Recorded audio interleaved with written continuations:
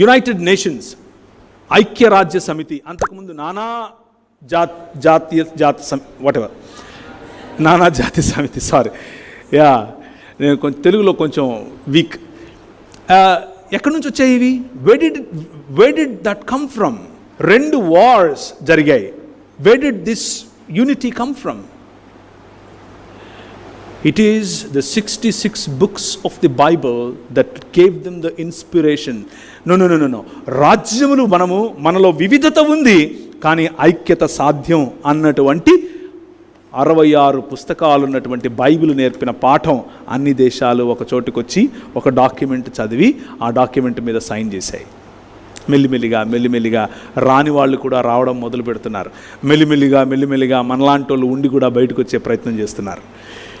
And ఈ unity, where did we get it from? మనం చదివినటువంటి వాక్య భాగం, తెలుసో తెలియకో మనం చెప్పే మాట, మనం మాట్లాడే దేవుని వాక్యం, ఇట్ వర్క్స్.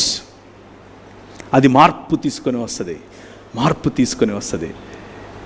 60 ఏళ్ల క్రితం స్త్రీలు పనిచేసేవాళ్ళు కాదు కదా.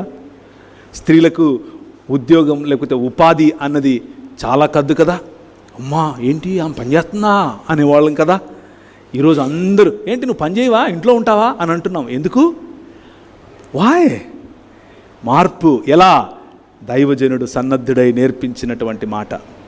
మనకు గౌరవం, మన కుటుంబానికి కావలసినటువంటి పోషణ, మన కుటుంబానికి కావలసినటువంటి సంరక్షణ, ఆర్థికంగా మనం ఎలా బలపడాలి, సామాజికంగా మనం ఎలా అభివృద్ధి చెందాలి, దేశ ప్రగతి కోసం నేను ఎలా పాటుపడాలి, ఇవన్నీ ఎక్కడి నుంచి వచ్చాయి? ఇట్ ఈస్ దేవుని వాక్యం, ద వర్డ్ ఆఫ్ గాడ్. 66 పుస్తకాలు ఉన్నటువంటి దేవుని వాక్యం.